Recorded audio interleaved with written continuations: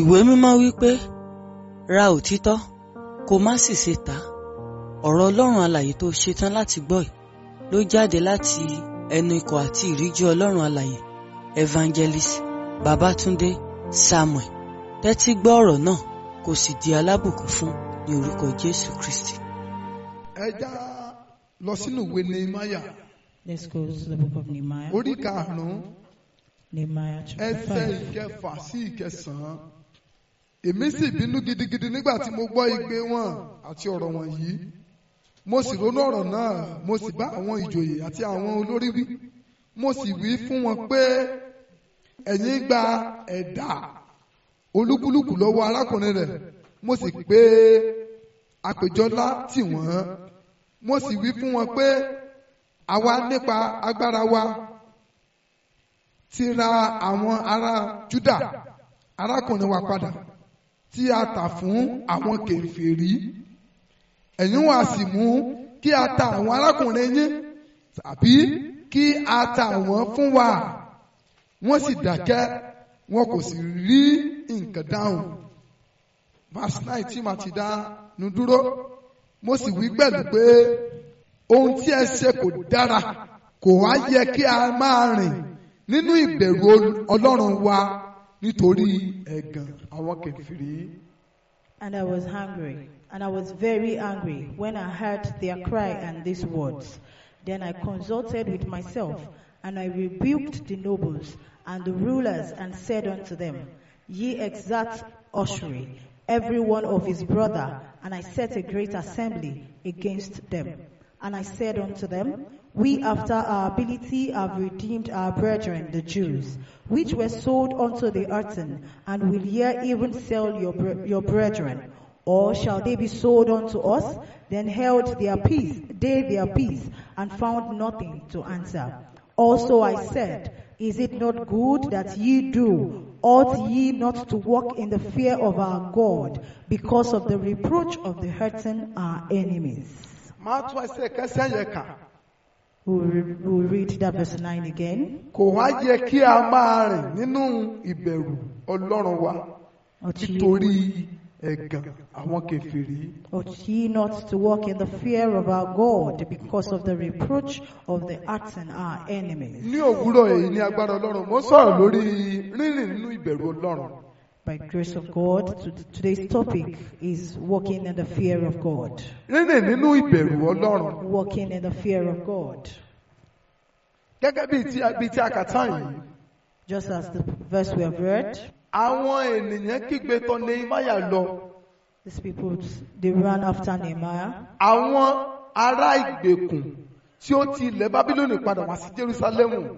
Those in bondage that came from the land of Babylon back to Tí àwọn Jerusalem. arákùnrin wọn tó ní owó bẹ̀rẹ̀ sí ní wọn lára. That those that are rich began to oppress them.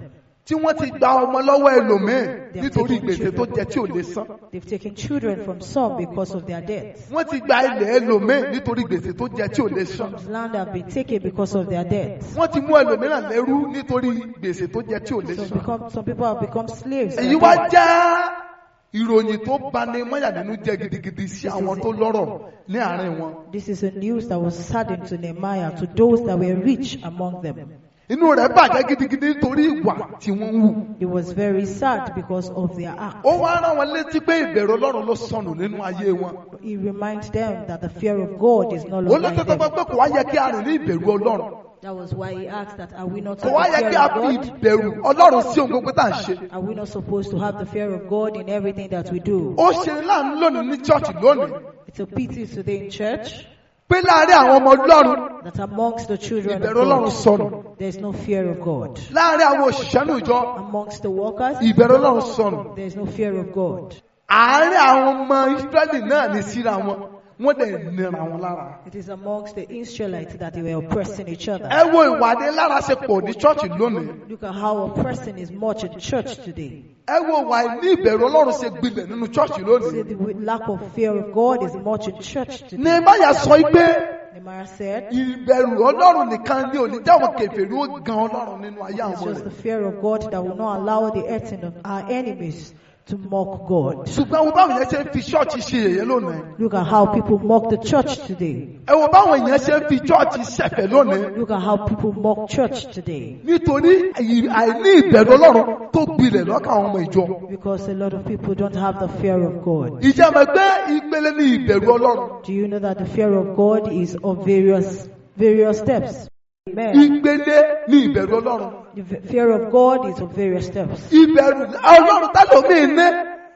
Some people, the kind of fear of God that some people kò have, débi aṣọ tó ń wọ̀ wá ṣọ́ọ̀ṣì. he does not concern his or her dressing. àwọn tí ń múra lọ tọ́tì bí ajá wọ́n bẹ̀rù Ọlọ́run. People that dress anyhow to church, do they have the fear of God? àwọn tí ń sọ pé ọkàn nígbàgbọ́ àwọn wà ní táwọn wọ̀ ò ní í ṣe pẹ̀lú ìgbàgbọ́ táwọn gbà ṣé wọ́n bẹ̀rù Ọlọ́run. The people that say that God looks at the heart and not the body, do they have the fear of God? ẹ rí i pé ìbẹ̀rù Ọlọ́run ló jẹ́ àwọn èèyàn mọ̀ múra nínú ìmúra jábá sí church. It's because they don't have the fear of God. That's why they can dress anyhow to the church of God. àìní ìbẹ̀rù Ọlọ́run ló jẹ́ àwọn èèyàn máa ń ṣe bó ṣe wù wọ́n. It's lack of fear of God that makes people do anyhow. bíbélì wípé ẹ̀yin gẹ́gẹ́ bí elétí ọmọ You as an obedient children, ẹ má ṣe fi ara yín dá àṣàkáṣà bí àtijọ́. do not fashion yourself according to your former love. ẹ wo báwọn yẹn ti fura wọn dá àṣàkáṣà lónìí. Look at the way people dress today. àwọn yóò lugi mú wọ́n ṣoge títí tí wọ́n tún lu mú.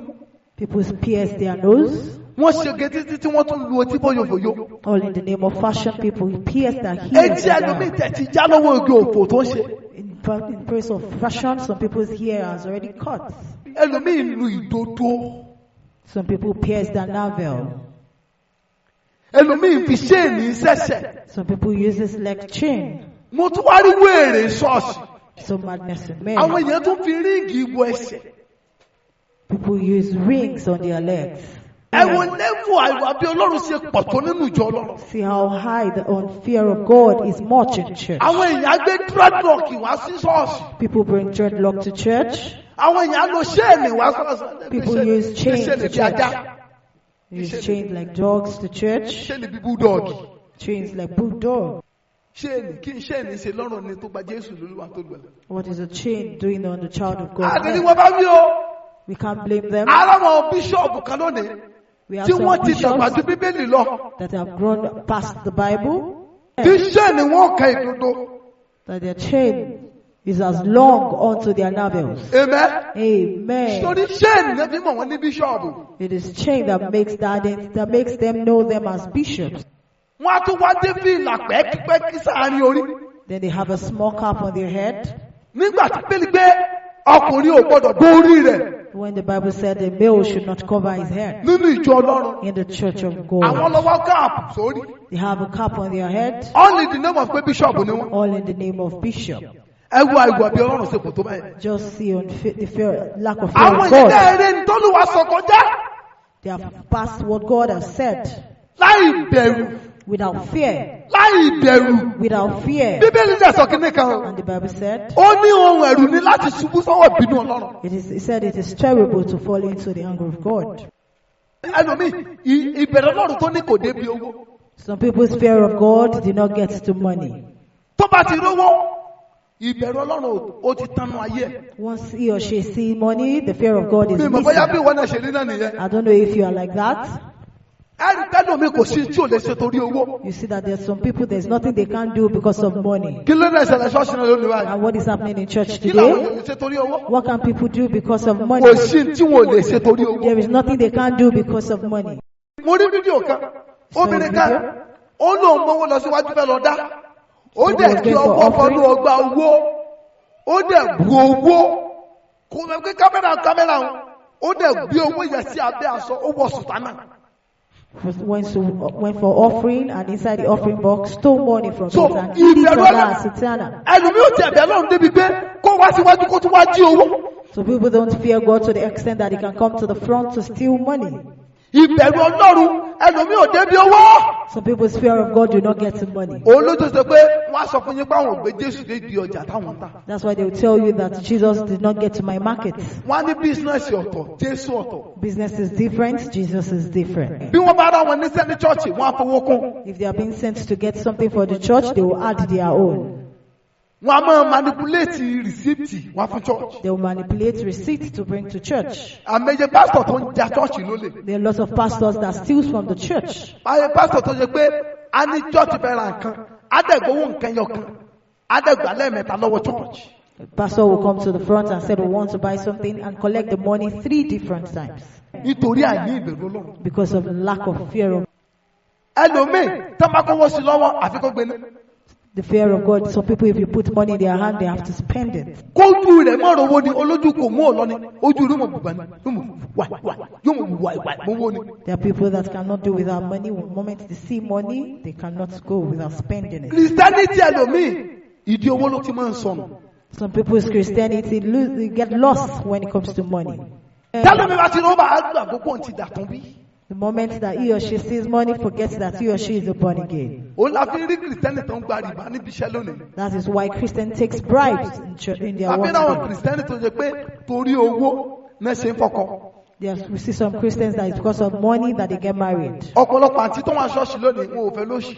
A lot of sisters in church today, they don't want poor people. olówó náà ń wáká. They're already looking for rich men torí pé kò sí ìbẹ̀rù Ọlọ́run. because they don't have the fear of God. síbẹ̀ Ọlọ́run bá wà ẹni tó Ọlọ́run bá yàn fún ó ní kò ní iye ò ní bọ́dà. If you have the fear of God, whoever the Lord chooses for you, you accept it. ìbẹ̀rù Ọlọ́run. The fear of God tálọ́mì ẹ̀mẹ́. that some people have kò débi bó ṣe táìmù tó ń dé ṣọ́ọ̀ṣì o kò dé táìmù tó ń dé church. does not concern the time that they get to church. kò sígbà tí ò lè dé ṣọ́ọ̀ṣì. There's no time he or she cannot get to church. Sunday school ti parí kẹ́lómi tó dé. So Sunday school has finished before some people will torí get to church. torí ìbẹ̀rù Ọlọ́run tiẹ̀ kò débẹ̀ yẹn. Because the fear of God of him or her does not concern that. a dẹ̀ ní láti bẹ̀rù Ọlọ́run ní gbogbo We ọ̀nà. have to fear God in every areas of our life. a ní láti bẹ̀rù Ọlọ́run ní gbogbo We ọ̀nà. have to fear God in every areas of our ìbẹ̀rù life. Ọlọ́run tálọ́mì ní. Some people's fear of God nínú ìjọba náà is tójú just kára. in the church that where we see ourselves, ibi tójú ti kára náà ni. where we see ourselves. ó ní bẹ̀rù Ọlọ́run tiẹ̀ mọ́. That's where he or she's tó fear bá of ti lè kó God. mbẹ́. The moment he or she leaves tó that di ó place, nìkan. that is he or she is left alone. ó parí o. That is the end. kò sí tí ò lè ṣe. There's nothing he or she Kò sí tí ò cannot lè do. commit. There's nothing he or she cannot ẹ já do. wo àpẹẹrẹ Jósẹ́fù. Let's look at Joseph. ẹni tó ṣe pé bàbá àti ìyá rẹ̀ ò sí níbi tó wà. He that the father and mother is not there. kò sẹ́bí ẹ bẹ́ẹ̀. There's no family there. kò sí pásítọ̀ bẹ́ẹ̀. There's no pastor kò sí there. anybody bẹ́ẹ̀. There's nobody with him. ṣùgbọ́n ẹ̀rí ọkàn rẹ̀ ò kú. But the conscience of God is Ó wà láàyè síbẹ̀. He's still alive. nígbà tí ìyàwó ọ̀gá rẹ̀ pé When his boss wife called him, pé àá kí ló ṣe ọ́ kíní yìí kò ń ṣe tọ̀gá ẹnìkan já gbé fún wọn náà kí wọn náà jẹ bẹ́ẹ̀. why don't you enjoy what your boss is enjoying? ó ní ara o. He said, ó no. lóun gbogbo tí ọ̀gá mi fún mi ló wà níkàáwọ́ He mi. said, everything my boss gives to me is in my hand. ohun gbogbo tí ọ̀gá mi ní èmi ni mò ń kọ̀ǹtó rẹ̀. Everything that my boss has, I have access to it. ó ní ṣùgbọ́n kí èsè bí ìwọ ìyàwó But rẹ̀. it is not like you, his torí wife, property ọ̀gá mi ni ìwọ ìyàwó rẹ̀. because you are his property. ó ní kẹ́mi sì ṣe léyìí He said, I should do this kẹ́mi sì ṣe sí Ọlọ́run. and sin against God. how many sisters how many brothers ló lè ní ìdúró yẹn lónìí. How many brothers and sisters can have that standing? tó sọ pé ẹlòmíì ọkùnrin kan alùpùpù lásán pé tó bá tó kó ní gbà fún mi jẹ́ kind of relationship wà ní ìná ní òfin ẹmẹ́rin yẹn náà. There are some sisters that the brother will tell them that if you cannot accept from me, then the relationship is over. á dẹ̀ tó ní ìbẹ̀rù àti sọ ọkùnrin yẹn nù. You, because of the fear of ending that relationship, á gbàgbé ìbẹ̀rù Ọlọ́run. and forget the fear of God. and irú àwọn relationship bẹ́ẹ̀ ìbànújẹ́ ló mọ padà parí ẹ̀. And sadness ends such relationship. ẹlòmíì torí àti pé kó lè kíìpù ọkùnrin kó mọ̀ bá fi sílẹ̀. Some people, because they want to keep their man, á sẹ́yìn fún. will commit abortion. kò sí tí ò ní ṣe fún. There is nothing she cannot do for the nígbà tí ẹ man. bá lò tán bí ẹni lomi òjò When she has been used, yóò kẹ́ dán bu ẹni. then she will be dumped. tó máa ń gbẹ̀yìn àwọn tí ò bẹ̀rù Ọlọ́run náà. That is what ends people that don't fear God. kò sí tẹ́tẹ́ lómi ò lè ṣe. There is no work that some people cannot do torí pé bẹ̀rù Ọlọ́run ò sí ní ọkàn rẹ̀. because they don't have the fear of God. amen. Amen. ìwọ tó ń wò mí You that are bó o lọ ṣe looking bẹ̀rù at me, Ọlọ́run sí. how much do you fear God? Jésù fi ẹ̀sìn kankan àwọn Júù. Jesus accused the Jews, ó ní pé said, ẹ̀yin fi ẹnu púpọ̀ bọ́lá fún mi. he said, you honor me with your mouth, ṣùgbọ́n ọkàn yín jìnnà sí mi. but your hearts are far away from ọkàn me. yín ò bẹ̀rù mi. The heart does not fear me. ẹnu yín lásán lẹ́fẹ̀ẹ́ pọ́n mi lé. You only honor me with your mouth. Ẹni mélòó nínú wa ló bẹ̀rù Ọlọ́run? How many of us fear God? Tá a bá bẹ̀rù Ọlọ́run. If you fear Ìjọ God, máa gbé wọn nílé ọ̀ká kan tó gba Jésù. you know that you will not be chased around before you Ìjọ jẹ́ accept kọ́kọ́lọ́kọ́ Jesus. gba Jésù chọ́ọ̀chì lónìí. A lot of people that fail to accept Nígbà wo Jesus bẹ̀rù Ọlọ́run? today is because they don't fear God. Ọ̀run yábọ̀ kì í sọ̀rọ̀ ẹnìkan. The falling of heaven is a matter of everybody. Ẹlòmíràn ní sí gbogbo àwọn tó ń wọ ṣòkòtò yẹ sí gbogbo àwọn tó wà lábúròdì yẹn náà nílò náà náà. Does that mean that everybody that is in abroad has put on trousers? Every one of them are going to Kẹ́ni mo hell. fi tí ìrònú ẹlòmíì lórí kò dòdò yìí. So that you will see how dumb some people are. Ṣé gbogbo àwọn tí wọ́n kun ètè tán lo wíìgì yẹn àmájọpọ̀ tó ní gbogbo àgbáyé náà lọ́nà padà sọ̀rọ̀ àpáàdì. So all those people that use this makeup are those people that God will throw to hell. Irọ́ ni jàre. Ọlọ́run wa láàánú náà. Our God is a merciful Ọlọ́run wo God. lórí ọ̀fẹ́ ní. Our God is a gracious Àwọn làbẹ̀jà God. wọ́n là. He will save us with His mercy. Ọ̀gá Sódómù àti Gòmórà Sodom and Gomorrah. ojú ẹ̀fọ́ ọ̀rí kanú Bíbélì. Did you not read it from your Bible? Ẹ̀ṣẹ̀ àgbèrè ló gbalẹ̀ ń bẹ̀ kan. It's the sin of fornication and adultery that is much. Ọlọ́run sì rí i pé kò yẹ káwọn àlàyé mọ̀. And God thought that they are not supposed to be alive again. Odidi ìlú méjì. The two Ọlọ́run nations. sì fi nárun gbogbo ẹ̀ yẹnyẹn. And they were destroyed by fire. Nílùú yẹn, In that nation, alálàbòyún o, we have pregnant women. alọ́mọ ìrìnsẹ̀ o, We have babies. aláfọ́jú mẹ́ o. We have the blind. A ní àwọn tí ẹsẹ̀ wọn rọ o. We have the people that are crippled Ó among ṣeéṣe them. ká tún rí wèrè nínú ìlú yẹn. It is possible to have mad people there. Ọlọ́run jẹ́ ẹ̀sán gbogbo kàtígórì wọ̀nyẹn. God did not have mercy on all those Ọlọ́run fi categories. ó fi nárun ìlú yẹn túútú. God destroyed the two nations with fire, Àtọmọdé àtàgbà. both the old and the young. Ọlọ́run dáná sun wọn. God destroyed them with Ní fire. ayé Nóà, ká ọkọ̀. He said, build an ark. Ẹnikẹ́ni tó bá ti wọ́n náà kò ní ṣègbè. He or she that enters the ark will not Nóà perish. dé Bíríìtì fún 120 years. And they were preached for 120 years. Síbẹ̀ kò sẹ́ni ó gbàgbọ́. And yet nobody Ọlọ́run ò believed them. torí àìgbàgbọ́ ìran Nóà. God did not, because of the unbelief of those people. Kọ́lọ̀ ni ó dá nígbà tán kúkú ti gbàgbọ́, ó dá mi ò pa wọ́n run mọ́. Okay, because they did not believe you, then I will not destroy them Ẹjọ́ anymore. máa wà, ẹjọ́ máa ṣe. Just let them be. Irọ́ o. It's a lie. Ọlọ́run ru gbogbo wọn túútú. God destroyed them. Èyí ọkàn mẹ́jọ tó gbàgbọ́, méje tó gbàgbọ́, mọ́ Nóà nìkan náà mo rí bọ́. This is the 7 souls that believed him with Noah. Bíbélì sọ that fún were nínú ìwé saved. Jude. Bible tells us in the book of Jude, Ó ní a fi wọ́n ṣe àpẹẹrẹ said we use this as an example fún àwọn tí ó tún jẹ́ aláìwà bí Ọlọ́run. for those that will be like unbelievers. Fún àwọn tó yẹ pé àwọn náà mọ̀ tó ní irọ́ ni ọ̀run àpáàdì ta ló kù jẹ̀bọ̀ ọ̀run. For those that will say that it's a lie. It's a lie. Who are those that have been there before?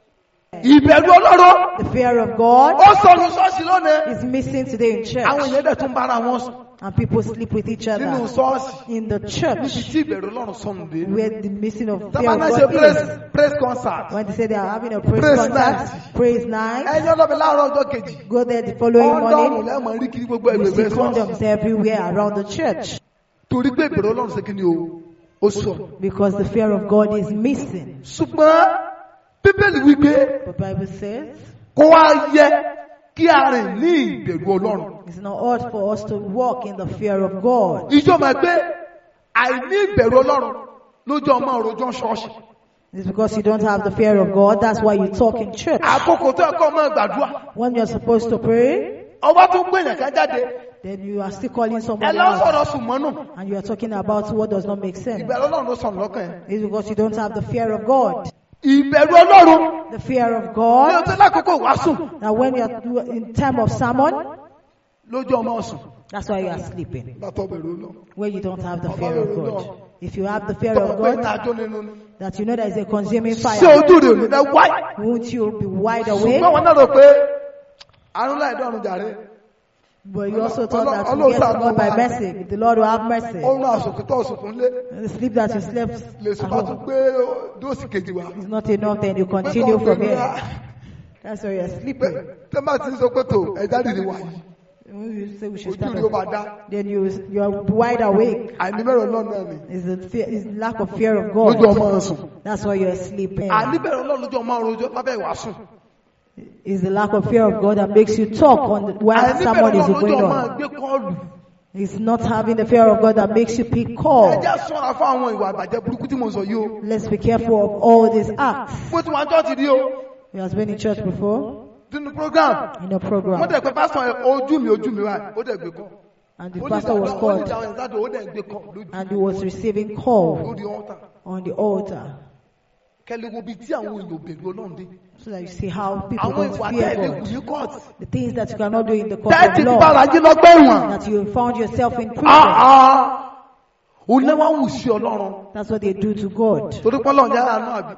Because God is merciful. Ọlọ́run kì í sọ̀rọ̀. Because God does not talk.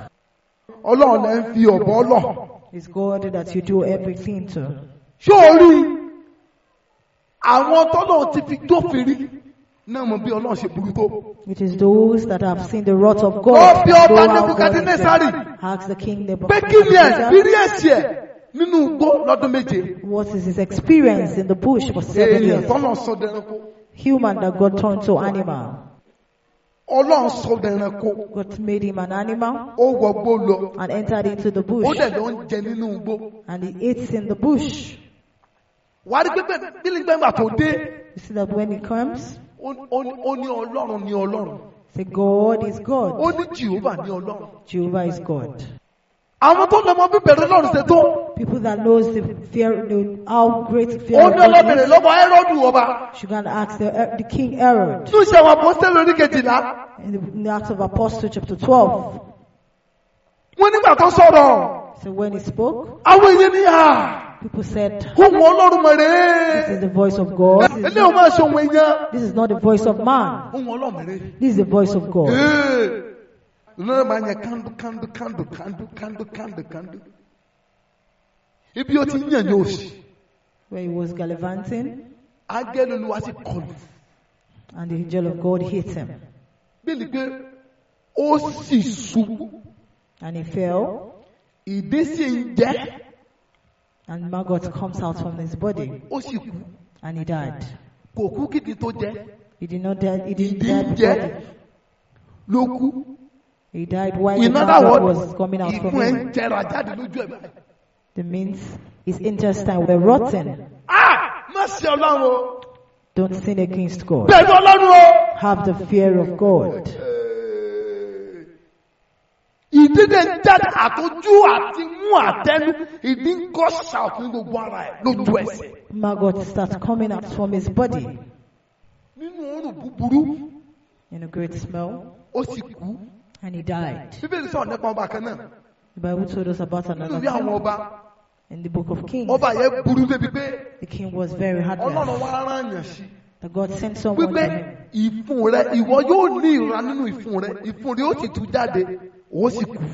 You will be disturbed with your intestine. Your intestine will come out and you die. bíbélì dẹ̀ sọ wípé bíbélì sọ wípé The Bible said ìfun rẹ ó ṣe àìsàn nínú ìrora púpọ̀ he was sick in a great fún ọdún méjì pain gbáko. for 2 years. ìfun rẹ dẹ̀ tú jáde.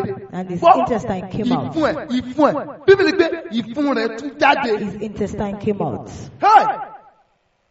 pẹ̀lú òórùn búburú with a bad smell, ó dẹ̀ kú. and he died. sórí in tó máa ń sọ fún ọ lẹ́kàn rẹ wípé Ọlọ́run òrodo.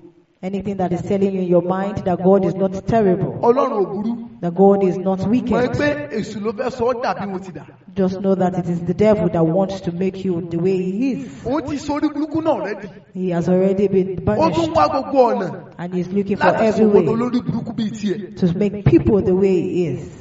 ó ní sórí burúkú o. You will not be unfortunate. àìbẹ̀rẹ̀ Ọlọ́run náà ní jáwé ẹsẹ̀ dàmẹ́wàá ṣọ́ọ̀ṣì. It is the lack of the fear of God that makes people not to pay láti their tithes. January dàkókò ẹlòmí ò sàn dá From mẹ́wàá. January to this time, some people do not pay their tithes. gbólóhùn tí mo sọ ni pé The statement they say ọmọ is ìjọ tí ìjọ ní.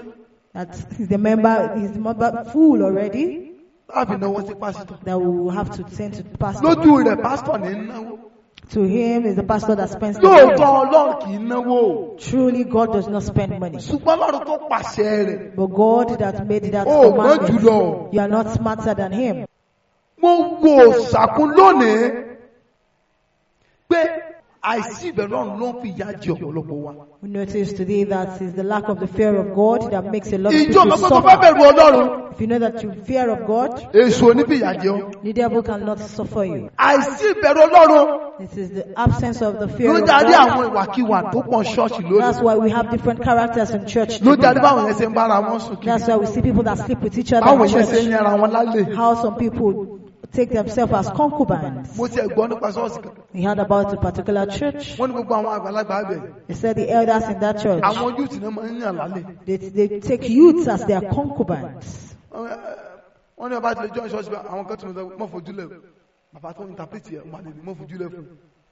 The moment you enter that church, people will start telling you that you should be ìjọba careful. di ìjọ àgbèrè. It's now the church of adultery. ìjọ di ìjọ àwọn ọ̀mùsí. The church becomes the church of ìjọ drunkards. di ìjọ àwọn jàgùdà. The church becomes the church of ìjọ di fraudulence. ìjọ àwọn ọmọ yahoo. It's now the church of the Yahoo. ìjọ di ìjọ àwọn aṣẹ́wó. It's now the church of ìjọ di prostitutes. ìjọ àwọn ológbòni. It's now the church of occult ìjọ di ìjọ people. àwọn àjẹ́. It's now the church of witches. ìjọ di ìjọ àwọn oṣó. It's now the church of wizards. ìjọ di ìjọ àwọn emèrè. It's now the church of. ìjọ di ìjọ àwọn onírúurú àwọn èèyàn búburú. It's now the church of different kind of bad behaviors. torí in pé kò church. sí ìbẹ̀rù Ọlọ́run. Because there's no fear of God. torí pé kò sí ìbẹ̀rù Ọlọ́run. Because there's no fear of bíbélì God. sì rọ̀ wá. And the Bible pé begs ó us yẹ ká rìn ní ìbẹ̀rù Ọlọ́run. that we are supposed to walk in the Gbọ́ fear ilé of God. dáadáa. Hear this very kò well. tó pé kó o fàájì rẹ fún Jésù. It is not enough to just give your life to o ní láti Jesus. ìbẹ̀rù Ọlọ́run kún Jésù tó gbà. You have to add the fear of So, God ní to tó bá your máa ṣe giving gbàgbọ́ your life níjọba to Ọlọ́run. Jesus. If you want to run in this race, Amen. tó bá amen. máa ṣe gbàgbọ́ tó fi dọ̀run. If you want to run this race to heaven, o ní láti bẹ̀rù Ọlọ́run. you have to fear God. sọ ma pé Ananias àti Sàfírà. You know that Ananias and Sapphira, everybody must have been pé wọ́n ní Jésù o. nobody should tell me that they are not born again. wọ́n ní Jésù o. They have Jesus. wọ́n ní Jésù kí ni. kò sáwọn àgbákò èèyàn ní ìjọ àṣáájú. In the early church, there were no unbelievers. bíbélì pé àṣìyàn kún ìjọ. He said we add to church àwọn tí à ń gbà á là. people that were saved. àṣìyàn kún ìjọ. We are adding to the church. Ọlọ́run yàn kún ìjọ. The Lord added to the àwọn church tí à ń gbà á là. those that are saved. so ó túmọ̀ sí pé Which means that wọ́n ní ìgbàlà. they were saved. kì í ṣe pé wọn ò ní Jésù. It's not that they don't have kì í ṣe Jesus. pé wọn ò gba Jésù. It's not that they didn't accept ṣùgbọ́n kí ni Jesus. ká lọ sọnà láyé wọn. But something is missing in Jésù their tí wọ́n life. gbà lólúwa tó lùgbàlà. The Jesus that they wọn ò have, fi bẹ̀rù ẹ̀kún rìn àjò they did ayé not wọn. have the fear of God to it. ló jẹ́ kí Pétérù sọ fún Ananias. That's why Peter told ó lè Ananias, ṣe tí Sátánì fi kún ọ ní ọkàn. he said, why did you allow the devil in your torí mind? pé tó bá ti sí ìbẹ̀rù Ọlọ́run ní ọkàn Because nígbàgbọ́. when you don't have the fear of God, èso ọ̀rá àjèjì kó sínú ọkàn rẹ̀. the devil will have time in your sọdẹ̀ heart. mọ̀ wípé And you know that Yorùbá sọ pé ọwọ́ tó dilẹ̀ lè so ránṣẹ́. it is the idle hands that the devil sends. ọwọ́ tó dilẹ̀ The idle lè súnmọ́ hands, rán lágbàkó sẹ́. that's what the devil sends. tó o bá ní Jésù lólúwa tó If you lùgbàlà. have Jesus as your lọ́tọ́ personal òfin Lord bẹ̀rẹ̀ and Ọlọ́run kún ìrìn Savior, àjò you don't rẹ̀. have the fear of ọwọ́ God rẹ̀ ó to it. dilẹ̀ fún èṣù láti bẹ̀rẹ̀ iṣẹ́ ibi. Your hands will be idle for the devil to use. o ní láti bẹ̀rẹ̀ Ọlọ́run kún ìrìn àjò ayé You have to rẹ̀. add the fear of God to your ẹ má journey. jẹ́ tàn yín. Don't let me deceive ọ̀tọ̀ you. ní gbígba Jésù lólúwa tó lùgbàlà. There's a difference in accepting Jesus as personal Lord ọ̀tọ̀ and ní ká Savior. tún máa rìn nínú ìbẹ̀rù Ọlọ́run. There's also difference in walking in the ẹlòmíì fear of gbàgbọ́ God. lóòótọ́. Some people believe ṣùgbọ́n truly, kò bẹ̀rù Ọlọ́run. but they don't have the fear of God. bí Ananias àti Sàfírà. Just like Ananias and Sapphira, wọ́n gbàgbọ́ lóòótọ́. they believe truly. wọ́n fàyè wọn fún Jésù. They gave their life. ẹ má gbàgbé pé wọ́n á ṣèrìbọmi o. Don't let us forget that they will be baptized. ṣé àwọn ẹgbẹ́ tó bá ṣe gbé àwọn àpọ́sítélì ò rí àrídájú pé wọ́n ní ìgbàlà. If the apostle did not Wọ́n have ní rí wọn assurance bomi o. that they are saved, they will not be wọ́n rí baptized. àrídájú náà ni o. Because they were wọ́n ṣe sure. rí wọn bọ́ omi. That's why they were baptized. lẹ́yìn ìrìbọmi. After their baptism, àṣé èṣù tún lè lò òyà. so the devil can still use someone. mọ́mọ́ yọ o Don't be rejoicing pé ọgbà Jésù lólúwa tó lùgbàlà. that you have accepted Jesus as eré kó o fi bẹ̀rù Ọlọ́run kún ìrìn àjò rẹ ló yẹ kó o mọ̀ bẹ̀bẹ̀. you are supposed to be begging to have the fear of God. bí mo ṣe wá As I am like kò this, sójúmọ́ kan there's no tí mi day, kì í béèrè fún ìbẹ̀rù Ọlọ́run. there's no ask for the fear of God. kò sẹ́ kí ni o There's no day, kò sójúmọ́ kan torí pé ìbẹ̀rù Ọlọ́run ṣe pàtàkì gidigidi gan. because the fear of God is very òní Jósẹ́fù ní is the one that Jesus had. ní ò jẹ́ kí Joseph had. Jósẹ́fù lè ṣàgbèrè. That's why he could not commit adultery. ṣùgbọ́n pé ká ní Ananias àti Sàfírà náà ni. Assuming Ananias and ìgbà Sapphira tí had èṣù it. gbé súnmọ́ Ananias. When the devil brought it to Ananias, ṣé àdúró owó ìlọ kó lọ ṣọ́ọ̀ṣì. is this the amount of church that money you take to Pétérù church? ni ó nà. It is Peter that will spend it. ọ̀dẹ̀ ni ọ́. You are stupid. wo ẹ ló ń jẹ nípa. You don't have food at home. Ó sì kádùn owó lọ ṣọ́ọ̀ṣì. And you take this money to church. John ò tí ra wà. John has not bought shoe. Esther rántí kókó tí sanwó school. Esther has not paid her fees. Bàbá lọ́kọ́ náà owó lẹ̀ wọ́n mọ̀ fà á o. If you go back to church, if you take that money to church, you will Ṣùgbọ́n tó ń gbé kò suffer. síbẹ̀ ọlọ́run ní àyà ẹ̀. But because he does not have the spirit Òun of náà òun God, náà méjì. he also did not think it Ọkọ̀ twice. pé ìyàwó ìmọ̀ra ni. He just told the wife, Sàfírà dákun wá o. Sapphira, come. Wo mo wòye pé kò ní make sense o. I thought that it would Kákó make sense. àdúró owó ìlọ fún àwọn àpòstélì. That we should take all this huge Ọ̀jẹ̀ amount la of máa money to jẹ́ o. the apostle. We will be Sọ́mọ pé stupid. ìwọ náà ń dájọ́ sọ̀sẹ̀. You know that you are also Àfọ̀n doing níbẹ̀. contribution. We take from it. Sọ́mọ pé fẹ́ràn bàtà kan ní ọjọ́ kan. Máa fún ọ níbẹ̀. The shoe that you want to buy. Ìyá náà wọ́n give pé it from it. ibi àwọn kan máa ní. The wife also Àwọn thought níbù kẹta that's lóòótọ́. true. It is true. Bíbélì sì wí pé aya rẹ̀ bá a mọ̀ ọ́ pọ̀. Said that the wife knows it with him. Torí pé ìbẹ̀rù Ọlọ́run náà ò sí lọ́kàn aya. Because the wife also does not have the fear of Ó mú mi God. rántí ọjọ́ kan. Makes him remember one day. Pé mo jẹ́jẹ́ kan ní ọkàn mi pé màá ṣe kankan. He made a promise in his heart to do something. So ẹnìkan wá sẹ́ni owó sí mi táìtì. That somebody sent tithe to him. Àdè ló ń jẹ ilé náà rà nígbàgbà kò tẹ̀sán lọ́wọ́ bẹ́ẹ̀ rẹ̀. And there's no much Mo much rò pé with him. Ọlọ́run múre wálé léyìí o. And he thought that God has brought blessing. Bẹ́ẹ̀ ló wá sọ́kàn mi. And it came to his heart. Ẹ̀jẹ̀ tó jẹ́ This promise you made, kò tí ì ṣèṣì. it is not now. Kò tí ì ṣèṣì. It is not now. Àwọn olórúkú ni Sátánì. Gbogbo ìgbà ló ń gbé ètekéte wá láti mú aṣèlérí sí Ọlọ́run. It's every time the devil brings different kind of corny ways to go Ṣùgbọ́n mo against dúpẹ́ God. lọ́wọ́ Ọlọ́run But we thank God fún ìbẹ̀rù Ọlọ́run ní ọkàn ìyàwó mi. that his wife has the fear of God. Ìyá mi wá sọ fún mi pé His wife told tí him, n bá ti lè ná owó yìí o. if you spend this money, Èmi nìkan ni ń dáyà ẹ̀jẹ̀. you will be the one to suffer for Tí it. mo bá yùn. When he heard that, Bóyá pé àmọ́jì ìdání kan jìyà o. don't let me suffer alone. Bóyá tètè túrò mi ò mi pa. He rethink Bóyá ṣe ń tọ́lọ̀ bí sọ́kàn mi láti ṣe. and did what he was asked to Wọ́n sọ do. fún mi pé pé But ìyàwó no, náà tí ò ní bẹ̀rẹ̀ Ọlọ́run ni. if it's the wife that don't have the fear of God, Tí mo tún sọ fún pé ẹ̀rí kókò sóúnjẹ ńlẹ̀. and I told her that there's no food at home, there is no money with Ọlọ́run us. ṣe jánu. So God will provide. Táwọn náà bá ronú pé ó tó dẹ̀ ní o. Àṣà It's àjẹ́. true, and we shall eat. Tí ò sí ìbẹ̀rẹ̀ Ọlọ́run ní ọkàn wọn. And he does not have the fear of God, Àbájọ mọ̀ pọ̀ ni. he will just know it together. Ìyàwó pé Anania àti Àfúrà náà mọ̀ pọ̀. This is Ananias and Sapphira Wọ́n sì married jọ together, púpọ̀. and they died Ẹ ní together. kúkú àìgbọràn. Amen. Ìbẹ̀rù Ọlọ́run. The fear of Ó God jó ń tẹ́yẹ ká mú mọ́ ìrìn àjò ayé wa. is something that we should add to our journey. Ṣé rí nínú ìrìn àjò yìí? In this journey, Àwọn kankan míì máa ń wà tí ó jẹ́ ìdẹ̀wò. there are some things that will tempt us, Sátánì ló fẹ́ fi mú wa kúrò níwájú Ọlọ́run. that the devil wants to use to take us away Ṣùgbọ́n from the ìbẹ̀rù presence Ọlọ́run ní ayé wa But the present, the fear of ní ò God ní in jẹ́ ká our lè life ṣe. will not allow us to do it. Àti gbọ́, èmi tí mo jọ́ ọmọ Ọlọ́run, Me as a child of God a máa rí mi nínú nǹkan báyìí. will not be found in this, A máa rí pé mo ṣe irú nǹkan báyìí. be found doing Ẹ that. rí ọ̀pọ̀lọpọ̀ pásítọ̀ tí wọ́n á sórí pẹpẹ. You see some pastors preaching Tó ní àwọn ti ilé ìyá àwọn lọ. that have chased his wife Ìyàwó away. àwọn ẹlẹ́mìí èṣù. His wife has the Torí demon náà in àwọn ti him. fẹ́ ẹlòmíràn. For this reason, he has Ṣé married ìbẹ̀rù Ọlọ́run wà another. nìyẹn? Is that the fear A rí of pé kò sí God? ìbẹ̀rù Ọlọ́run. You see that there's no Ẹ tó bá fear bẹ̀rù of God. Ọlọ́run yóò mọ̀ pé òun ní láti pa òfin Ọlọ́run mọ́ ní túláàsì. He that has the fear of God will know that he has to obey the commandments of God. Ó tẹ́ lọ́rùn o. Kò Either tẹ́ it's lọ́rùn o. convenient or not convenient, Yóò pa òfin Ọlọ́run mọ́. you have to keep his Ṣé o commandments. rí àìníbẹ̀rù Ọlọ́run This is the lack of the ló fear máa ń of jọ ọ God. jiyàn. That's why you argue. Tó bá gbé wọn ní kíní kan ò dáa. When they tell you something is bad, Ṣé o rántí Thomas? you remember Thomas? Thomas alágbàgbọ́. Thomas the unbelief. Thomas díndímù. Bíbélì sọ pé nígbà tí Jésù gan tó fara hàn àwọn àpòstélì. When Jesus appeared to the Ó apostles, nìkan ni ò sí láàrin wọn lákòókò náà. he was not amongst them. Táwọn sọ fún pé Jésù mọ̀ jíǹde. And they told him Jesus Ó mọ̀ sí rose fara hàn up. wá. Jesus Kí appeared ni to Bíbélì sọ kó us. sọ? What the Bible tells us that said. Ó ní sẹ́ rí gbogbo ọjà ìsọ yìí.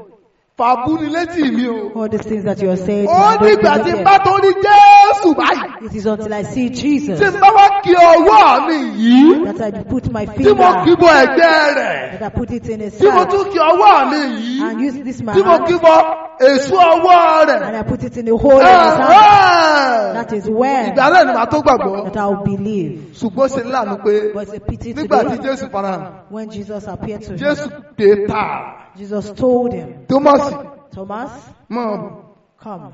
èmi rè tọ́nítọ́ bá rí He said, when ọ́kì you ọ̀bọ̀ see àìgbẹ́ mi me, you will put your ọ́kì ọ̀bọ̀ hand, èso ọwọ́ you will put your hand in the hole torí in kọ́ my mọ́ bá hand, jẹ́ aláìgbàgbọ́ mọ́ so that you will not be an ọwọ́ mi ń unbeliever. rè àpẹ́ èso ń rè This is my hand and this is Ó yá, the kì í wọ̀ evidence ọ́ of the hole. kọ́ mọ́ bá yá aláìgbàgbọ́. And put your finger in it. Ó wá ní Olúwa mi He said, my Lord àti Ọlọ́run mi. and my God. Olókọ́kọ́ confess Jésù He has the wonderful gẹ́gẹ́ bí Olúwa mi as the Lord àti Ọlọ́run mi. and Savior. Bọ̀tẹ́ kọ́kọ́ ní ìpele ìgbàgbọ́ àìgbàgbọ́ tó display. It is because of the unbelief that it displays. Bẹ́ẹ̀ ni ayé ọ̀pọ̀lọpọ̀ ní lónìí. That's how some people are today. Tó bá gbọ́ pé wọ́n ní kíní kò dáa, When you hear that something is kàkà bad, kó yẹ kó o bí Ọlọ́run kó ràn lọ́wọ́ instead of you to beg God to help kó o lè you, ṣe àtúnṣe so that you can restitute, tó tọ́ tó sì yẹ amend your ways that lórí you nǹkan do yẹ. on that thing, Ṣùgbọ́n ìyẹn lọ́ máa jà. but you continue to Sọ argue. a lè rí bẹ́ẹ̀. Síbà ló yẹ kó rí. Is it supposed to be like Bíbélì that? dẹ̀ sọ fún wa pé And the Bible told us, ìbéèrè wèrè said àtàlàjẹ́kọ̀ọ́ òní kí àwọn kókọ̀. he said we should not go with it. Bíbélì pé a ò gbọ́dọ̀ jiyàn pẹ̀lú ẹnikẹ́ni. We should not argue with anyone. Sí ìbẹ̀rù Ọlọ́run ló ń fà á. It is the lack of fear of God Tá that bá causes bẹ̀rù it. Ọlọ́run, If we have the fear of a ó God, múra sí bá a ṣe ń ṣègbàgbọ́ wa. we would gear up in our journey Tá of bá bẹ̀rù faith. Ọlọ́run, If we have the fear tá a of mọ̀ pé God, a ó jẹ́yìn, that we know that we are going to account, a ó rí i pé we will see ìrìn that àjò wa ó túbọ̀ dára jù báyìí lọ. our journey will be more better Àwọn than this. aláìgbàgbọ́ ò ní lè máa sọ̀rọ̀ ẹ̀gàn sí orúkọ Ọlọ́run nínú ayé The wa. unbelievers cannot mock the name of God in Bó our tiẹ̀ lives, ṣe pé even though nǹkan ti pàtẹ́jú bó ti yẹ lọ a báyìí. lot of things have gone Bá bad. ìwọ ni dájú pé But you see ayé ò that, ti pa ààrẹ sọ̀rọ̀ òdì sí Ọlọ́run. that people, the unbelievers did not mock Pẹ̀lú ìgbàgbọ́ tó God. gbà yìí, Believe that this faith that you have, rí dájú pé see that ayé ò torí rẹ sọ̀rọ̀ òdì sí Ọlọ́run. the world did not mock Má jẹ́ ayé God bẹ̀rẹ̀ lọ́wọ́ rẹ because pé of ṣọ́ọ̀ṣì wo ló ń lọ o. you. Don't allow people to ask that which Wọ́n ní church are you going to. abájọ náà. And no wonder. Má jẹ́ fi ìwà rẹ bú ṣọ́ọ̀ṣì tó ń lọ. Don't allow your character to mock the church. Má jẹ́ fi ìwà rẹ bú Jésù Kristi olùgbàlà. Don't allow them to use your character to Má mock jẹ́ fi ìwà rẹ Jesus. bú Ọlọ́run. Don't allow them to use your character to mock Tó bá rí God. bẹ́ẹ̀ fún ọ, If it's like that for you, ìyà rẹ ó pọ̀ lọ́rùn àpáàdì. your suffering will be much in hell. Ìyà rẹ ó pọ̀ ní ọ̀run àpáàdì. Your suffering will be much in hell.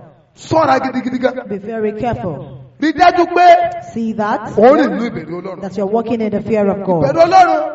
Have the fear of Bíbélì pé God. òun ní ìpìlẹ̀ sí ọgbọ́n.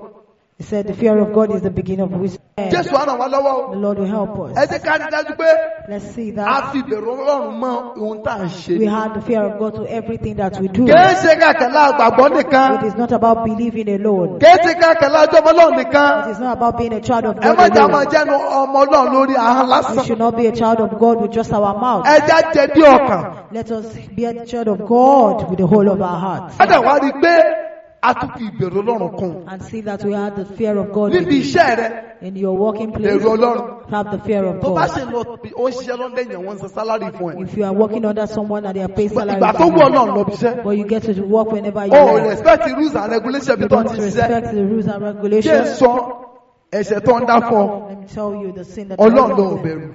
you don't fear God. Ìbẹ̀rù Ọlọ́run ẹlòmíì kò débi iṣẹ́ tí ń lọ.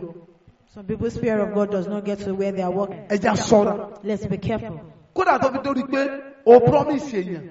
To the extent that you promise someone, Yín tó bá promise èèyàn kó o ṣe. a thing that you promise someone Rí that dájú you pé do o it, ṣe. make sure you do it. Àìfà iṣẹ́ rẹ̀ Not Ọlọ́run ló doing ò it. bẹ̀rù. He is God, you don't fear God. Ìwọ ìyàwó níbí mọ́ fọkọ rẹ lọ́rùn lẹ́rù. You as a wife, don't leave your husband. Ìwọ ọkọ níbí mọ́ fi ìyàwó rẹ lọ́rùn You lẹ́rù. as a husband, don't leave your Rí wife. dájú pé ẹjọ́ léra yín léré kẹlẹ́ lé ìjọba ọ̀run. See that you chase each other to get Ká má ahead. bàa fi ayé ìṣe àrímọ́. So that we will not use this. Sẹ́mi pé nínú Bíbélì àìlè mú ìlérí ṣẹ fẹ́ni ká bá ṣe ìlérí fún ẹ̀ṣẹ̀ ni. Do you know that in the Bible, if you make a promise and not fulfill Wọ́n wà the ní ìwé promise, Róòmù it's a sin? ìwé Róòmù orí kìíní wà nínú ẹ̀. It's in the book of Romans, Psalm 15. in the book of Psalm 15. Ó ní ẹni tó búra sí ibi ara rẹ̀ tí kò sì ṣẹ̀. In tó make a promise lórí ó hàn tiẹ̀. Ohun tí ó convenient but ó mú iṣẹ́ torí pé ó ti sọ. He did that thing though it wasn't convenient, but because he has said it and did it. Ẹ jẹ́ àná rí dájú pé ohun tá a bá sọ là ń ṣe. Let's also make sure that whatever we say, Ìwé we Jákọ́bù do orí it. kejì sọ pé ẹ máa sọ̀rọ̀ bẹ́ẹ̀ kẹ́ ẹ sì mọ wà bẹ́ẹ̀. He said in the book of James, let your yes be yes. ẹ sọ̀rọ̀ bẹ́ẹ̀ kẹ́wùwà bẹ́ẹ̀. Let your yes be ẹ jẹ́ yes. tó ṣe pé n tẹ́ ẹ sọ náà lẹ́ ń ṣe. Let it be that whatever you say is títọ́ bá ti what ṣe you pé do. n tó ń sọ bá ti yàtọ̀ sí n tó ń ṣe ò bẹ̀rù Ọlọ́run. What you are saying, if what you are saying is different from what you are doing, then Bíbélì you don't wípé ẹni fear tó mọ God. rere tó kàn tí kò ṣe é. For he that knoweth good and does Ó not do di it, ẹ̀ṣẹ̀ fún un. it becomes a sin. Ẹ jáde lórí ẹ̀ṣẹ̀ wa. Let's be on our feet. Mo nígbàgbọ́ pé ẹ ti di alábùkún fún nípasẹ̀ ọ̀rọ̀ Ọlọ́run tí ẹ gbọ́ tán yìí. Fún àdúrà tàbí ìmọ̀ràn ẹ lè pè sórí aago yìí 08065935539. Ẹ máa gbé nínú oore ọ̀fẹ́ Kristi. Láti gbọ́ onírúurú ìwàásù ọ̀rọ̀ Ọlọ́run mìíràn tí ń ṣe oúnjẹ ẹ̀mí, o lè kàn sí wa lórí ẹ̀rọ ayélujára yìí tí ń ṣe YouTube channel wa Evangelist Babatunde Samuel. Bákan náà lórí Audiomack Evangelist Babatunde Samuel. Ẹ ṣé púpọ̀.